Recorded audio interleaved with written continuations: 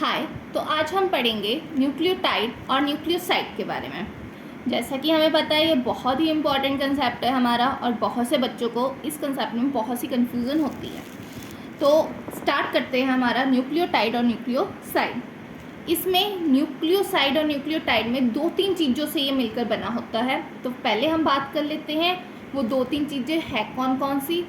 तो एक है हमारे पास nitrogenous base, second one is pentose sugar and third one is phosphate group. अब हमें ये याद रखना है कि कौन किस में आएगा। तो पहले तो हमें ये पता होना चाहिए कि न्यूक्लियोसाइड कितनी चीज़ों से मिलकर बना है और न्यूक्लियोटाइड कितनी चीज़ों से मिलकर बना है। तो बहुत ही इजी वे है, हम कैसे इसको लर्न करेंगे। देखिए, न्यूक्लियोसाइड में हमारा वर्ड आ रहा है साइड। तो साइड से हम इसको लर्न रख सकते हैं कि साइड 2 टाइप्स में होंगी, या तो लेफ़्ट साइड या तो राइट साइड होती है। तो साइड वर्ड से हमने न्यूक्लियोसाइड को लर्न कर लिया। इसमें कितनी चीज़ें इंक्लूड होंगी? 2 चीज़ें इंक्लूड होंगी। अब बचता है हमारा न्यूक्लियोटाइड, तो वो कितनी चीज़ों से मिलेगा? 3 चीज़ों से मिलकर बनेगा। अब जहाँ पे 3 चीज़ें हैं जो कि हमारा न्यूक्लियोटाइड है, तो हमें पता चल रहा है कि उसमें नाइट्रोजीनस बेस भी होंगे, पेंटोस शुगर भी होगी और फॉस्फेट ग्रुप भी होगा। और जो बचा हमारे पास न्यूक्लियोसाइड, जिसमें कि हमारी सिर्फ 2 चीज़ें इंक्लूड हो रही हैं। अब उसमें 2 चीज़ें कौन कौन सी आएंगी? तो बच्चे, उसमें 2 चीज़ें जो आएंगी हमारे पास वो होगा नाइट्रोजीनस बेस और पेंटोस शुगर। हमें यहाँ पे क्या लर्न करना है कि जो फॉस्फेट ग्रुप है वो न्यूक्लियोसाइड में नहीं आएगा, वो सिर्फ और सिर्फ हमारा न्यूक्लियोटाइड में आएगा। यहाँ तक क्लियर है सबको? देखिए, उसके बाद आता है हमारा नाइट्रोजीनस बेस क्या है। देखिए, अब जो नाइट्रोजीनस बेस है वो फर्दर हमारा 2 चीज़ों से मिलकर बना होता है। एक है हमारे पास प्यूरिन, दूसरी है हमारे पास पायरिमिडिन। फर्दर अब इसको हम कैसे लर्न करें? तो देखिए बच्चे, बहुत ही इम्पॉर्टेंट और बहुत ही ईजी वे। हम प्यूरिन को याद रखेंगे। अगर आपको पता है कि प्यूरिन ए और जी से मिलकर बना है तो वेल एंड गुड। अगर जिन बच्चों को नहीं पता है या जिनको कन्फ्यूज़न है तो इसकी हम बनाते हैं ऐसे कि प्यूरिन में हमारे आएंगे एडेनाइन एंड गुनाइन, ए एंड जी। आप इसको ऐसे लर्न रख सकते हैं, प्योर कौन है? ए जी। ठीक है, ए जी क्या है? प्योर है। तो वहाँ से हमने लर्न कर लिया इसको। प्यूरिन में क्या आएगा हमारा? ए और जी। ए है एडेनाइन, जी है फॉर गुनाइन। फर्दर नेक्स्ट है हमारा पायरिमिडिन। तो पायरिमिडिन में हमारा है CUT, कट। कट से आप इसको लर्न कर सकते हैं। कट में पायरिमिडिन में हमारे पास क्या क्या आता है चीज़ें? C cytosine, U uracil, T thymine. अब आपको पता होगा, अगर हम DNA का केस पढ़ रहे हैं तो वहाँ पे हम T को लिखेंगे, मीन्स थाइमिन को लिखेंगे। और अगर हम RNA को कंसीडर कर रहे हैं या RNA के बारे में पढ़ रहे हैं तो वहाँ पे थाइमिन एब्सेंट होता है। तो थाइमिन की जगह क्या आता है हमारे पास? यूरासिल आता है। इतना क्लियर? अब देखिए, नाइट्रोजीनस बेस हमारा प्यूरिन और पायरिमिडिन है। प्यूरिन में आएगा ए और जी, एडेनाइन गुनाइन। पायरिमिडिन में आएगा साइटोसिन, यूरासिल, थाइमिन। अब देखिए, जो ए है मीन्स जो हमारे पास है एडेनाइन, वो हमेशा बॉन्ड बनाता है टी के साथ, मीन्स थाइमिन के साथ। ए और टी में जो बॉन्ड बनता है हमेशा वो होता है डबल बॉन्ड।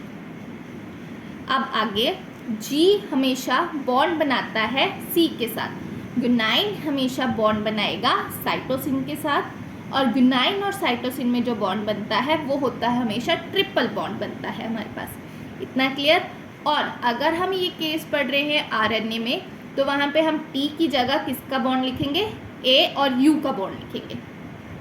आई होप आपको इतना क्लियर हो चुका हो। प्यूरिन में हमारे पास ए और जी आएगा, पायरिमिडिन में हमारे पास CUT आएगा। ए का बॉन्ड हमेशा टी के साथ बनेगा, जी का बॉन्ड हमेशा सी के साथ बनेगा। अब यहाँ से एक और चीज़, प्यूरिन का कभी बॉन्ड नहीं बनेगा या पायरिमिडिन का कभी बॉन्ड नहीं बनेगा। अगर आप बोलो ए जी के साथ बॉन्ड बना ले तो वो गलत होगा। प्यूरिन हमेशा बॉन्ड बनाएगा पायरिमिडिन के साथ और ए का बॉन्ड टी के साथ ही बनेगा, जी का बॉन्ड सी के साथ ही बनेगा। आई होप आपको यहाँ तक क्लियर हो गया होगा। नेक्स्ट है हमारे पास पेंटोस शुगर।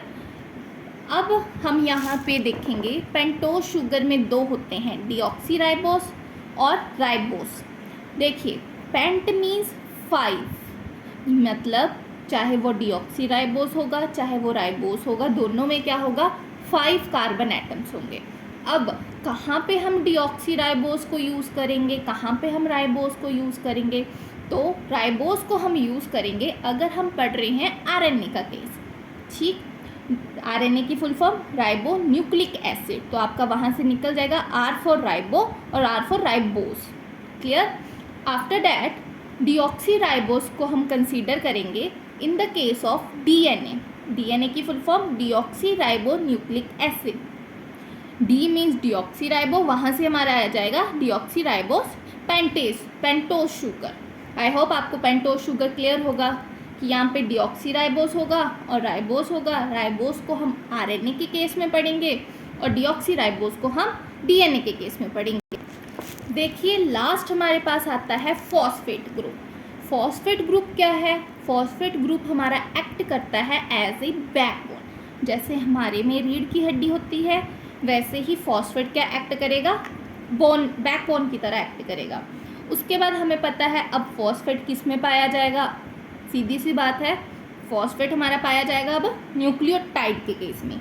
न्यूक्लियोसाइड के केस में हमारा फॉस्फेट क्या होगा, एब्सेंट होगा। अब जो डीएनए है, डीएनए क्या है हमारा, डबल स्ट्रैंड स्ट्रक्चर। अब एक डीएनए का स्ट्रैंड दूसरे डीएनए के स्ट्रैंड के साथ आपस में कनेक्टेड होता है, किसके थ्रू, फॉस्फेट ग्रुप के थ्रू। बैकबोन, जो फॉस्फेट है वो उसकी बैकबोन में लगेगी और उसका काम क्या है, दोनों डीएनए के स्ट्रैंड को आपस में जोड़ के रखने का स्टैंड है।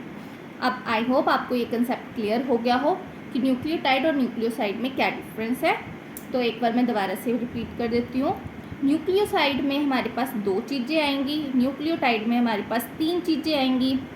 न्यूक्लियोसाइड में जो चीज़ें आएंगी उनका नाम है nitrogenous base and pentose sugar, और न्यूक्लियोटाइड में जो हमारे पास चीज़ें आएंगी उसका नाम है pentose sugar, nitrogenous base and phosphate group. Nitrogenous base हमारे पास क्या है, प्यूरिन, पायरिमिडीन। प्यूरिन बना है A एंड G से, पायरिमिडीन बना है हमारे पास CuT से।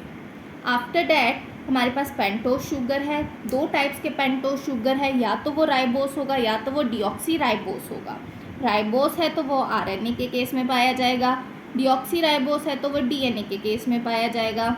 एंड आफ्टर डैट हमारे पास है फॉस्फेट। फॉस्फेट ग्रुप जो है वो हमारे में डीएनए में होगा प्रेजेंट, फर्स्ट ऑफ ऑल जितने भी न्यूक्लियोटाइड है वहाँ पे प्रेजेंट होगा, और वो क्या एक्ट करेगा, वो एज ए बैकबोन की तरह एक्ट करेगा। आई होप अब आपको ये क्लियर होगा। Thank you.